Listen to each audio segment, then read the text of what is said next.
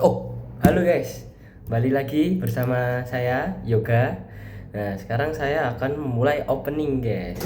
Nah, jadi Woi, videoku pergi lu.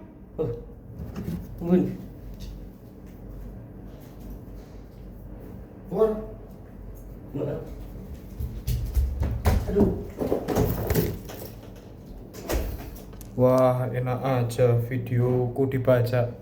Oke, halo semua. Kenalin, namaku Christian Reva. Di sini aku bakal bikin video tentang kisah keluargaku. Jadi saksikan aja nanti videonya. Ada penjelasan tentang 3 kasus. Jadi sesuai poster yang sudah saya buat, judulnya tentang peti, tentang jembatan, dan juga tentang apa ya, yang satu lagi itu tentang jendela. Nah, saksikan aja, pasti dari judulnya aja sudah menarik itu. Saksikan aja video selanjutnya.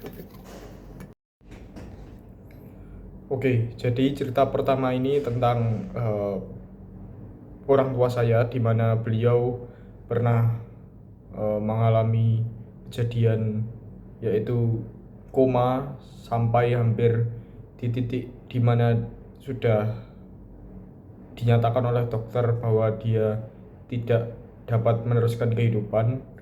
Namun ada beberapa hal yang perlu kita ketahui, dan berikut adalah ceritanya. Saya Christian Reva, ini bapak saya Roni. Jadi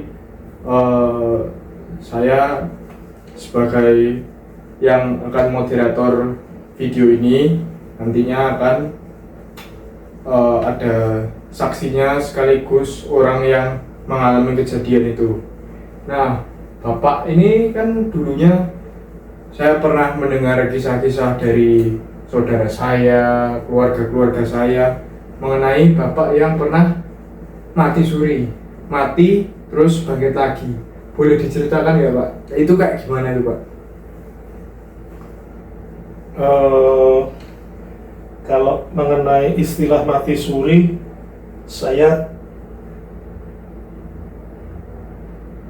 pemahaman saya sih masih terbatas, tapi intinya waktu itu saya itu eh, tiba-tiba itu ketika berumur sekitar kelas 4 SD, yang seingat saya tiba-tiba bangun. Saya tiba-tiba bangun, saat bangun itu saya sudah ada di rumah sakit dengan tubuh tidak pakai baju dan sudah diselimuti sama es batu. Nah, belakangan setelah saya sudah agak dewasa, saya coba bertanya kenapa kejadian itu awal mulanya terjadi. Jadi awalnya itu beberapa hari sebelumnya itu saya kan suka cari ikan. Saya suka cari ikan, terus saya tuh sore-sore pulang. Nah, pulang terus saya tidur. Saat saya bangun tidur itu saya berdiri di samping TV. Nah, beberapa anggota keluarga yang menyaksikan itu mengatakan bahwa badan saya itu berubah jadi biru, dari muka sampai kaki itu biru semua. Saya cuma berdiri sebentar, ikut menonton TV, tidak sampai 1 menit, terus saya jatuh. Terus sama orang tua saya dibawa ke rumah sakit. Nah, di rumah sakit itu saya mengalami, istilah medisnya mengalami koma. Jadi dibilang hidup ya tidak bisa ngapa-ngapa, tapi dibilang mati juga masih ada sedikit tanda-tanda kehidupan. Nah, kenapa waktu itu alasan saya diberi es itu karena sebagian organ saya sudah tidak berfungsi. Jadi memang sedih dengan teknologi kedokteran yang sangat terbatas pada waktu itu, dan karena saya juga di kota kecil, jadi mungkin maksudnya si dokter itu namanya es supaya tidak terjadi pembusukan atau minimal mengurangi efek itu. Nah, ketika saya bangun ya saya cuma sudah dipenuhi es juga, tapi tidak merasakan. Saya hanya bertanya pada ibu saya, loh, Mah, kenapa aku telanjang? Tapi belum sempat ada jawaban juga saya sudah pingsan lagi. Nah, pada saat itu ibu saya ternyata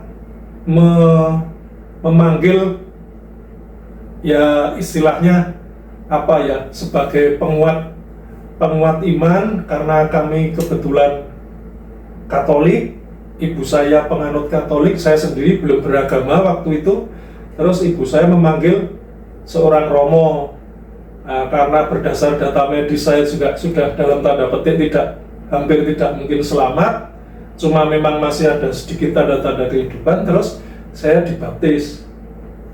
Nah, selesai proses pembaptisan itulah tiba-tiba saat saya sadar dan bertanya kenapa saya ada di sini dan tidak pakai baju itu.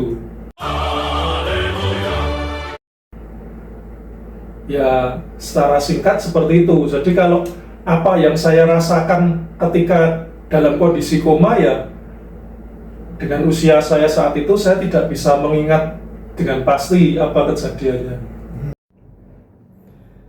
Oke, bagus kan tadi cerita sebelumnya yang tentang ayah saya yang sudah mengalami kematian namun hidup lagi. Sudah dinyatakan mati tapi hidup lagi. Nah, cerita berikutnya tidak kalah seru lagi, mengisahkan tentang salah satu anggota keluarga saya, di mana beliau sudah pernah ketempelan makhluk halus. Beliau sudah berjuang dari hari pertama hingga hari kedua dengan roh yang menempel di tubuhnya. Mari kita saksikan penjelasannya. Cerita kedua.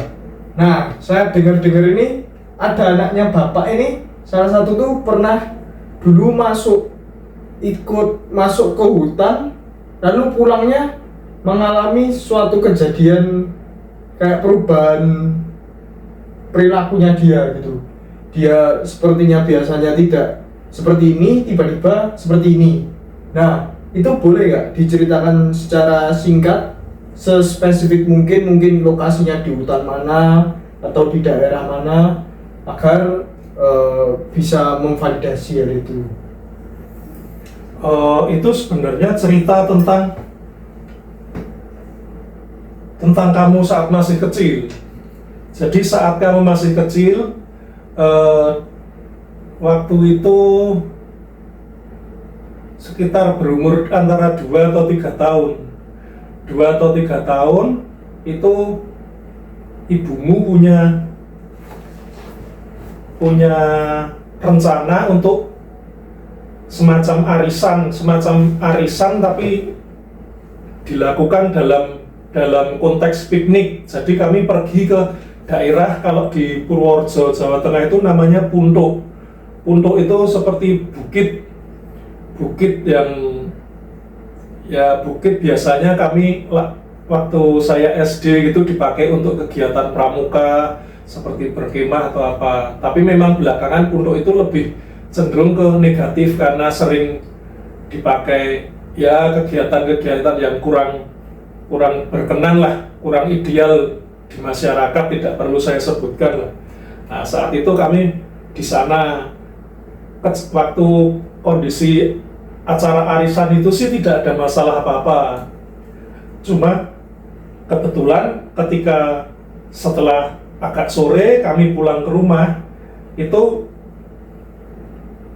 kamu mulai berulah dalam artian bukan membuat masalah, tapi tidak mau menuruti lagi apa nasihat-nasihat atau perintah-perintah seperti segera mandi juga ditolak, makan juga ditolak gitu. Jadi waktu itu kamu hanya melotot dan hampir selalu melihat ke arah jendela. Nah, hal itu berlangsung sampai malam hari.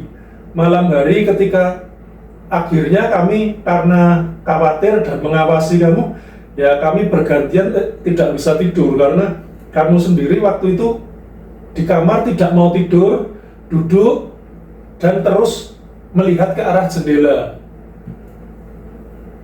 Nah, terus waktu itu semalaman itu berlangsung sampai pagi. Sampai pagi kamu sama sekali tidak tidur dan terus rewel sama terus melihat ke arah jendela. Nah, saat itu terus waktu itu kami berencana pergi ke ada sebuah pengobatan alternatif Handoyo Lukman MSC, itu salah satu pastor senior yang berasal dari Belanda yang membuka praktek di Purworejo. Praktek pengobatan alternatif ini sampai saat ini juga masih ada, cuma diteruskan oleh murid-murid beliau. Saat itu karena sebelum berangkat kan wajar bahwa kami supaya bersih, supaya apa, kami mandi-mandi dulu. Nah, kamu di kamar mandi juga melakukan hal yang sama. Jadi tetap terus melihat ke arah jendela. Ke arah jendela yang di atas itu, jadi mendongak ke atas, lihat ke arah jendela, terus gitu sambil rewel. Bahkan ketika dimasukkan ke dalam ember, kamu tidak mau berhenti, jadi masuk di ember terus, tidak mau diangkat, jadi terus berendam di air sambil terus lihat ke arah jendela. Nah, waktu itu kami memang benar-benar positif bahwa anak ini ada sesuatu yang memang tidak bisa dijelaskan. Akhirnya kami sesuai perjanjian sekitar jam 10-11 siang itu berangkat ke pengobatan alternatif itu. Nah, di sana ya puji Tuhan, dari sekian banyak terapis, Romo Handoyo Lukman sendiri yang berjodoh untuk menangani masalah ini. Waktu itu Romo Lukman cuman ketika mendengarkan cerita kami, terus kamu enggak berani menatap Romo Lukman. Jadi setiap dilihat selalu buang muka, buang pandangan. Terus ya sudah, oke, nggak apa-apa. Terus ibumu disuruh menggendong. Jadi kamu membelakangi, menghadap ke belakang, terus ibumu mendekat ke Romo Lukman. Sama Romo Lukman terus punggungmu, kepalamu dipegang. Dia berdoa, terus tangannya ke arah bawah, ke arah punggungmu, terus ke bawah sampai kaki, kemudian seperti melakukan seperti menangkap sesuatu, terus dibuang, seperti menangkap sesuatu lalu dibuang. Terus kami bertanya, Romo Lukman itu kenapa? Terus Romo Lukman itu hanya berkata, nggak apa-apa, ada kotoran sedikit, sudah saya buang. Setelah prosesi itu selesai, ketika kami keluar sekedar untuk mengisi administrasi itu, kamu sudah dalam keadaan tidur. Semalam yang tidak mau tidur, kamu keadaan tidur. Sampai rumah kamu tidur dan sampai malam kayaknya. Sampai malam bangun lagi di subuh. Sekitar jam 1, jam 2, tapi sekedar untuk minta minum kalau tidak salah. Jadi minta minum atau minta makan, kayaknya minta minum. Dan itu keesokan paginya kondisinya semua sudah normal. Ya kalau kondisi itu ya seingatku seperti itu. Nah, penjelasan ketika beberapa waktu kemudian kami bertanya, itu maksudnya saat itu kenapa ada kotoran. Jadi kalau menurut beliau, menurut Pastor Lukman, itu memang di dunia ini ada hal-hal gaib yang memang tidak bisa dijelaskan secara medis, secara teori, tapi yang dimaksud beliau adalah kuasa-kuasa gelap yang memang sering menempel di anak-anak kecil atau orang-orang yang kehidupannya tanpa arah, seperti melamun atau segala macam kondisi tidak ideal yang tadi saya ceritakan di depan, yang sebenarnya tidak kami ketahui adalah memang ternyata di puntuk itu belakangan memang sering dipergunakan untuk beberapa orang untuk bunuh diri ataupun untuk ya muda-mudi yang kurang bertanggung jawab untuk mengaborsi janin-janin yang di luar pernikahan resmi. Mungkin salah satu dari roh-roh mereka yang terbuang itu yang sempat menempel karena ingin merasakan sebagai anak normal atau apa, menempel di anak saya. Ya kira-kira seperti itu kejadian, lebih kurangnya ya berdasar ingatan saya. Nah, gimana cerita kedua tadi tentang saya dan keluarga saya? Sangat bagus kan penjelasannya. Nah, cerita terakhir ini tidak kalah bagus lagi, karena cerita ini tentang penampakan yang terlihat secara jelas di depan mata, dan ada juga bukti-bukti yang memperkuat adanya kejadian ini. Dan mari kita saksikan saja lebih lengkapnya. Nah, ini kisah terakhir yang ada di tema saya itu. Bapak saya itu pernah cerita ke saya, dulu waktu beliau kecil itu pernah mancing. Kan memang dari dulu hobinya mancing, tadi sudah disebutkan juga kalau memang beberapa kali hobinya mancing. Itu pernah sesekali sama temennya itu melihat kayak sosok putih gitu malam-malam. Melihat sosok putih itu penampakan, dan setelah itu kejadian spesifiknya seperti apa, Pak? Bisa dijelaskan ya, Pak? Sebenarnya bukan saat kecil, tapi saat Bapak masih kuliah. Nah, saat kuliah waktu itu sih kita pergi ke, ada teman, karena ya istilah anak sekarang gabut itu, terus kita pergi mancing di satu tempat namanya di Bendungan Prambanan, daerah Klaten, Jogja itu. Antara Klaten sama Jogja, Bendungan Prambanan. Nah, kita mancing, memang kita dari sore kita sampai di sana sekitar jam 3 sore kita mancing, dan saat maghrib itu memang hampir semua pemancing yang lain sudah pulang, tapi kami karena memang nggak ada kerjaan, kita sudah persiapan bekal, ya kita lanjut mancing di sana. Nah, saat mancing di sana ya cuman kita berdua di bendungan yang cukup besar itu, cuman kita berdua. Saat malam-malam mungkin, kalau jam pastinya sih kita nggak tahu. Jadi tiba-tiba ada bukan sosok putih, tapi ada anjing putih datang. Ada anjing putih datang dengan jarak kira-kira 2-3 meter dari kami. Anjing itu cuma datang tanpa menggonggong, tanpa apa, terus ya sudah, kami saling melihat aja, terus iseng-iseng ambil batu kerikil dilempar juga, dia nggak ada pergi-pergi itu. Ya cuman dia duduk dekat cuma memandang kami, ya akhirnya kami ya udahlah, cuek aja lah, kita lanjut mancing, kita lanjut ngobrol-ngobrol sendiri aja gitu. Tanpa disadari ya tiba-tiba anjing itu hilang sendiri gitu. Dan saat itu kami nggak ada pikiran apa-apa, ya sudah, anjing orang aja gitu. Nah, berlanjut setelah dekat subuh itu.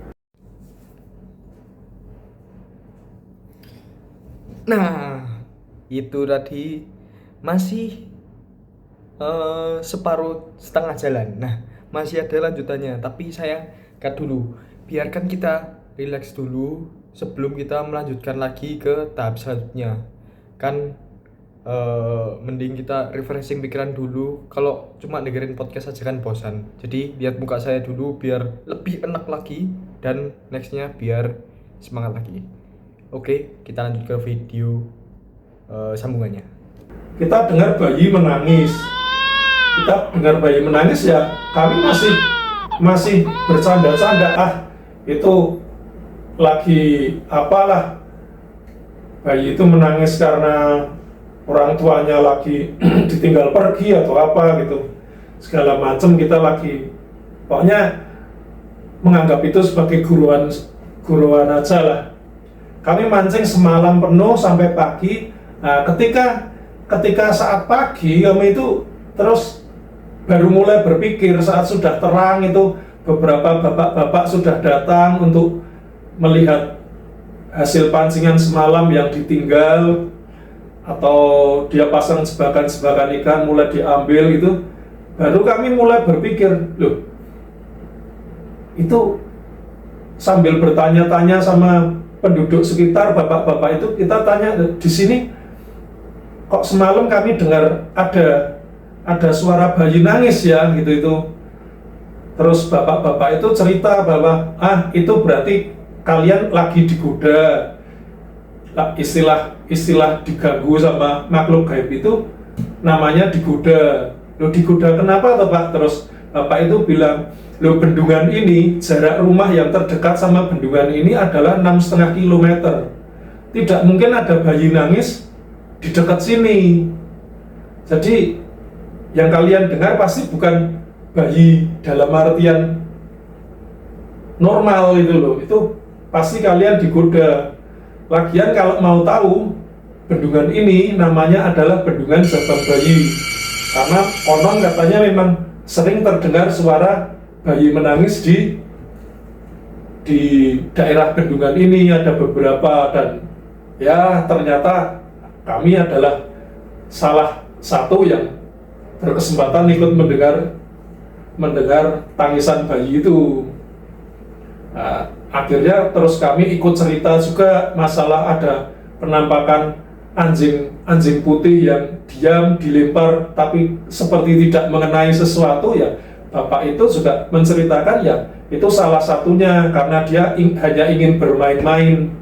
Jadi terus masalah sebagai bukti tadi kan dibuktikan bahwa kemungkinan bayi milik penduduk itu paling dekat jarak 6 kilo. Tidak mungkin ada suara tangisan terdengar di jarak tersebut. Nah, terus kedua adalah di daerah Prambanan itu mayoritas penduduknya adalah Muslim, jadi kemungkinan untuk memelihara anjing itu sangat minim. Plus, kalaupun memang ada 1-2 yang memelihara anjing, tidak mungkin anjing itu berjalan-jalan sampai jarak 6 kilo. Karena anjing kan berbeda dengan kucing. Kucing bisa pergi jauh dari rumah, tapi anjing tidak mungkin pergi jauh dari rumahnya. Ya secara teori hal itu terus kami jadi sejak kejadian itu ya sempat trauma juga sih, tapi namanya anak muda ya traumanya ya cuma beberapa minggu, terus kita ya mancing lagi, cuma ya memang nggak berdua tapi ajak teman lebih banyak, itu aja. Nah, jadi itu ketiga cerita tentang keluarga saya. Jadi di sini saya mendapat semacam pesan kalau tidak semua cerita yang berbau mistis atau keunikan yang dialami oleh seseorang itu adalah hal yang negatif atau aib bagi keluarga tersebut. Jadi malah cerita itu jadi funnya keluarganya saya. Jadi ketika ada waktu luang, ada cuma berkumpul berdua, cerita itu bisa diceritakan. Jadi bahan untuk kita itu mendekatkan diri pada keluarga, mengenalkan keluarga. Kayak contohnya di jembatan Jabang Bayi di cerita yang ketiga. Nah, itu setiap kali kami sekeluarga lewat situ pasti orang tua saya, bapak saya itu bilang kalau ini loh dulu ada penampakan di sini tentang adanya anjing putih dan juga ada suara bayi yang menangis, padahal jarak rumah penduduk di situ 6,5 kilometer. Nah, jadi cerita-cerita mistis itu tidak semuanya itu adalah hal yang negatif, tapi malah menjadi hal yang fun dan malah happy aja untuk didengar gitu. Jadi tidak semua mistis adalah horor. Oke, mungkin itu aja pesan dari aku. Terima kasih yang sudah menonton dari awal sampai akhir.